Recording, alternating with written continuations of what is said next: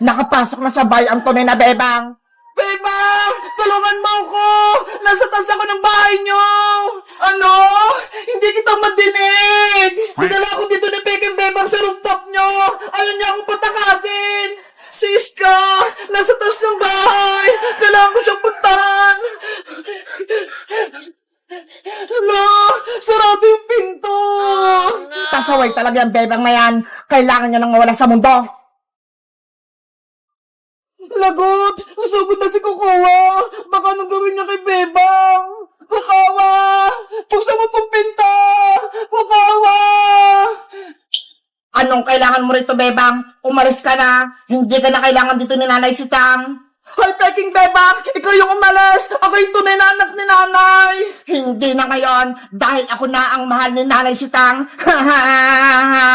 Ang sama-sama mo, Kukawa! Kahit kailan, hindi mo ako mapapalitan! Ako ang tunay na Bebang at ako rin ang mahal ni Nanay!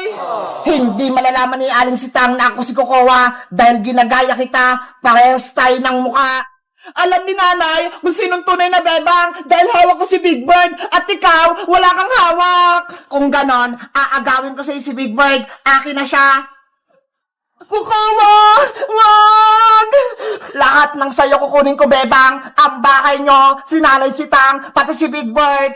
Hindi ako papayag sa gusto mong mangyari, Peking Bebang! Kaya bitawin mo si Big Bird ko! Akin na si Big Bird. Ano ba nangyayari sa labas ng bahay? Mukhang may kaaway si Bebang. Titignan ko nga. Bebang! Anong kaguluhan yan? Nanay ko! Nanay Sitang! Tulungan niyo po ako! May impostor na Bebang! Ginagaya niya po ako! Gusto niyo pumasok dito sa bahay! Hindi yan totoo! Ako ang tunay na Bebang! Ano ba nangyayari sa mundo? Bakit dalawa yung Bebang? Ako po yung tunay na Bebang, Nanay Sitang! Inaagaw niyo po sa akin si Big Bird! Hoy, Peking Bebang! Sinungaling ka! Ako ang tunay na Bebang! Bitawan mo si Big Bird ko! Makulit ka, ha? Akin na si Big Bird! Yari! Nagpalaban na si Bebang! Kailangan ko na siyang tulungan! Aray ko! Bebang! Ano nangyari sa'yo? Princess! Layo mo yung Peking Bebang na yan! Ako yung tunay na Bebang! Ano? May isa pang Bebang? Hala! Magkamukha sila! Princess! Tulungan mo ko!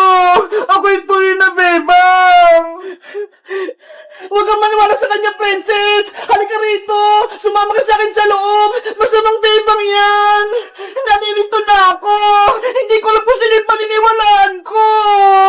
Diba? Ang tunay na Bebang, may hawak na Big Bird! Tingnan mo! Hawak ko siya! At ang Peking Bebang na yan, wala siyang Big Bird! Oo nga no! Si Bebang kanina, may hawak na Big Bird! Princess, huwag kang maniwala sa kanya! Inagaw niya sa akin si Big Bird! Kaya nakuha niya sa akin! Sino mo talaga sa inyo ang anak ko? May sakit na nga ako! Tapos may kaguluhan pa! Lalang sumasakit ang ulo ko! Nanay ko! Huwag ka nang umiyak dyan dahil hindi ikaw ang tunay na bebang. Nanay! Nandiyan na po ako! Guys! Sino po talaga yung tunay na Bebang? Yung may hawak na Big Bird? O wala? Mag-comment lang kayo kung alam nyo! Bye-bye!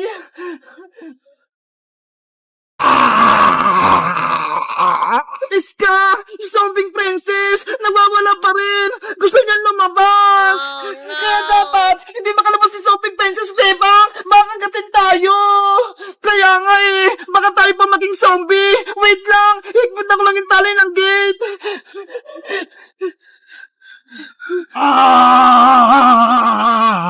Kawawa naman si Princess! Naging zombie na naman siya!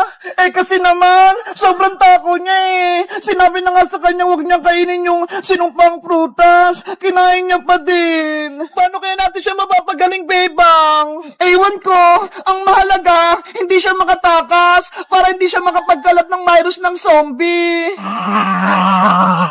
Bebang, gutom na ata si Princess. Nagwawala siya.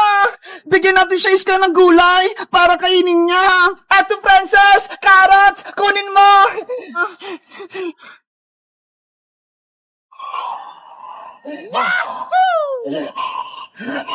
Ayun! Kinuha niya!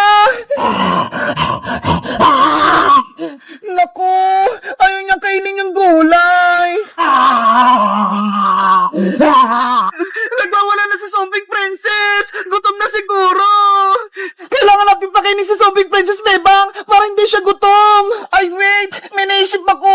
O kuha ko ng pagkain sa bahay! Baka meron! Bilisan mo! Ako na magbabantay dito!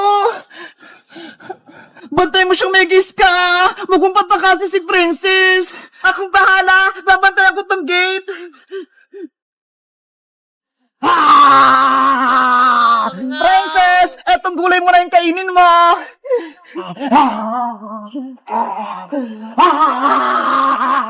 Ano ba yan? Ayaw niya ng kamatis! Iska! Meron akong dalang pagkain! Ito ho! Chicken nuggets na merong kanin! Ang sarap naman yan! Ibigay mo na kay Princess para kainin niya! Princess! Ito na pagkain mo! Sana magustuhan mo!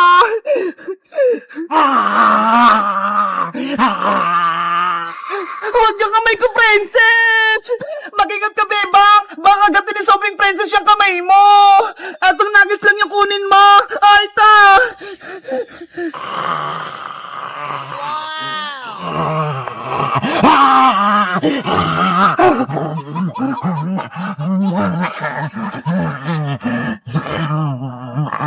Nagustuhan ni Sobrang Princess yung chicken nuggets! Kaya ayaw pala niya ng gulay. Gusto niya karne. Paano na kung wala tayong may bigay na karne kay Princess? Baka tayo naman yung kainin niya. Kaya dapat, bantayan natin siya. Hindi siya makatakas habang wala pang gamot sa kanya. Sana may tumulong sa atin para gumaling na si Princess. Ano kang ginagawa ni Iska pati ni Bebang sa garden? Parang may binabantayan sila sa gate.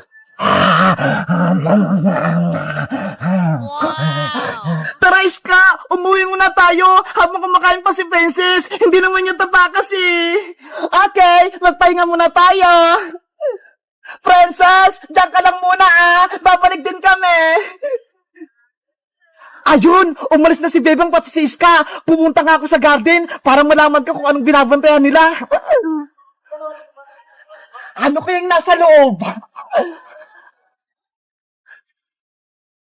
Oh no! Ano yun? Parang may tao. Parang may zombie.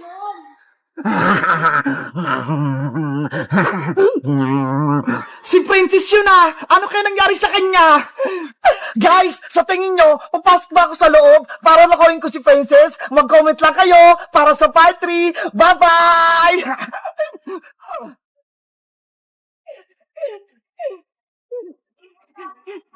Bilisan mo, Princess. Nauna na si Bebang.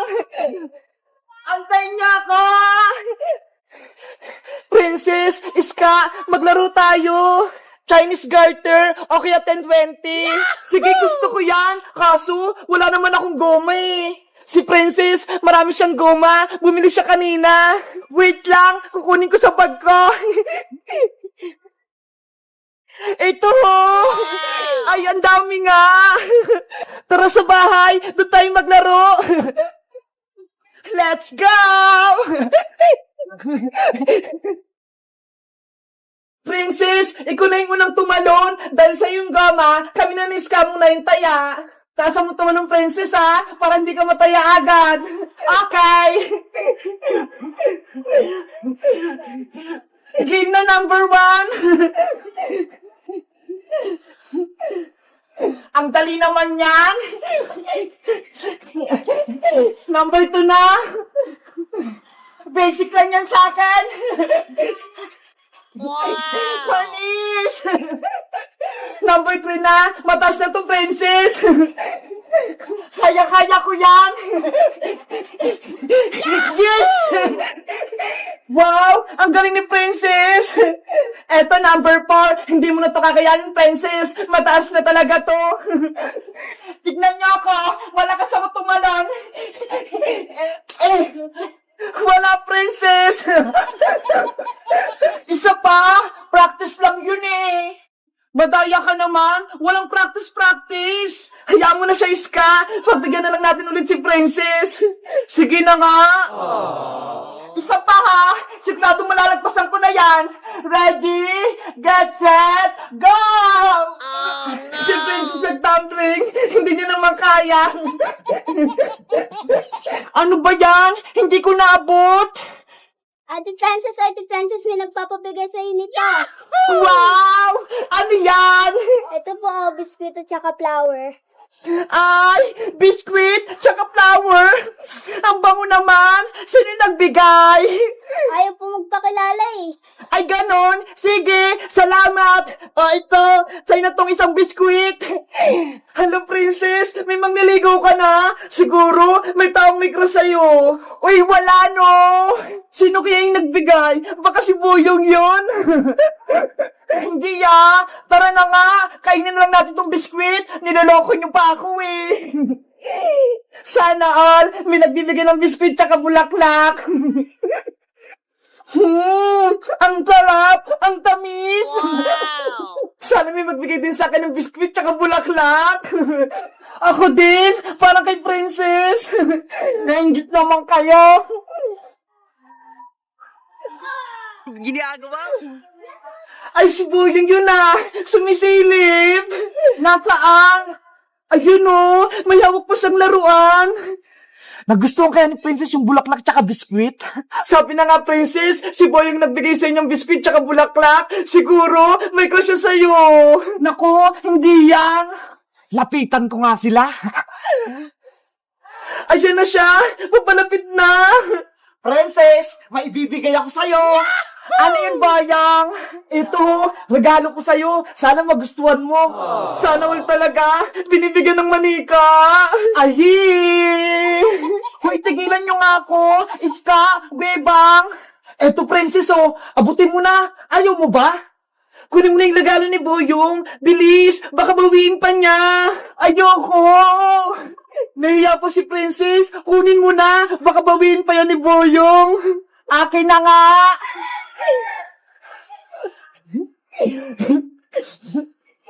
Yahoo! Ang ganda ng binigay ni Boyong, Princess. Nakakaingit. Kaya nga ang ganda-ganda ng manika. Gustong-gusto ko. Parang tumang-tuwa si Princess. Si Boyong, tumakbo na. Nahiya. Hello guys! Magandang araw! Si Boyong, binigyan niya ako ng regalo. Ito, manika. Ang ganda-ganda. Ano kayang magandang ipangalan dito sa may manika ko? May naisip ba kayo? Sa tingin nyo guys, crush ba ako ni Boyong? Mag-comment lang kayo. Bye-bye!